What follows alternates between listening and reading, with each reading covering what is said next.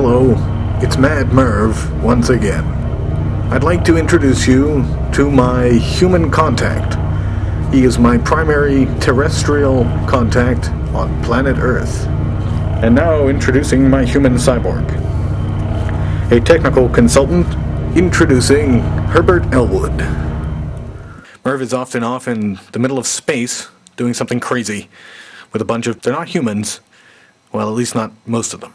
Apparently Merv occasionally runs into cyborgs and time travelers. Anyway, so I just wanted to read to you an email that I sent today. After my fourth attempt at working for Google, I was rejected.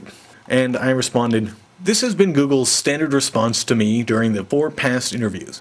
The engineer at Google, who I spoke with, even asked a similar question. What is the difference between a hub and a switch? To which I responded, I don't know. I think I answered that correctly before. If you'd like, I can make up a different answer. Frankly, I don't know why Google would benefit from forcing me to wait years and years to work for your company. Of course, I would be interested in future inquiries. But I find it hard to believe that Google can't figure out what to do with such a genius, multi-talented, and resourceful person such as myself.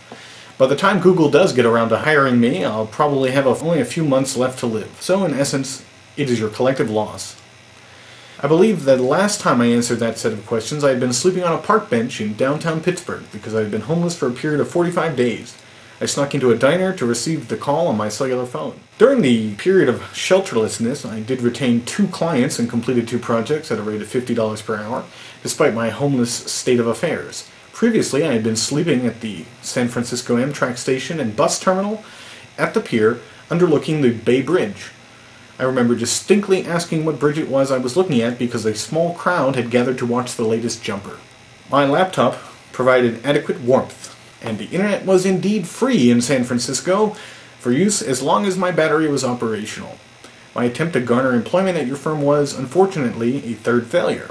It is my policy no longer to disclose specific details of any strategies, ventures, or product concepts to your firm. In the future, Google will be billed for any additional time it wishes to research me or converse with me at a rate of $100 per hour. I will not be offering my creative insights on its technology platforms in the future without a signed agreement regarding this fee. Your company is welcome to send contract proposals to my home address omitted.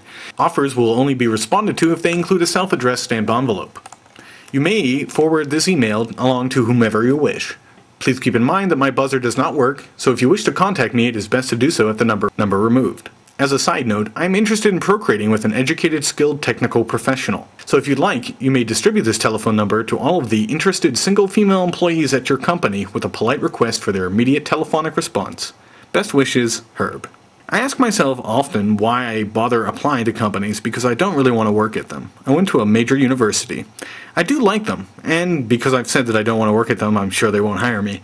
But the bottom line is that it's very difficult for me to understand what it is that people do at a company. Most of the time, people are just keeping infrastructure there. And those who are in charge of the company are the ones who make all the money. Or the shareholders, who of course benefit off the company's ability to sell its product and sell its shares in a market-perceptive economy. But that's the life that we have chosen to lead in America, collectively, by consensus. So I am left to wonder what it is that I will do with my future. I am working on a children's book, and I'm also working on a book about my science, which is what I had hoped they would hire me for at Google, but instead they wanted a system administrator who knew Linux, which I did, I think, to some extent, prove that I knew how to do, but unfortunately that was not adequate enough for me to get the job. One time, I lost the job to the guy who invented PHP, at a job that was at a small Linux firm trying to hire somebody who knew how to program PHP. He of course got paid a lot more than I did, and I was asked to leave after a 9-hour interview. At the end of the day, the manager called the little office that I was asked to stay in, and he told me that unfortunately the guy that I was up against invented the very code that I was going to be hired to program.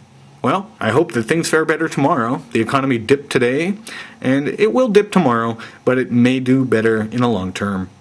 Most of my friends are very rich. One of my friends worked on the Halo 3 project. Another friend works on a proprietary video technology. And they have been very successful. Well, thank you very much for your time. For the future, human. A technical consultant. Change your ways, human. You don't have much time left. The Ashtar Galactic Empire will soon assimilate your planet. Because they represent the Illuminati. Illuminati or the Illuminatus is the largest conspiracy known to man. Because it is the largest conspiracy known to man, it is one that is so deeply rooted that it cannot be escaped from.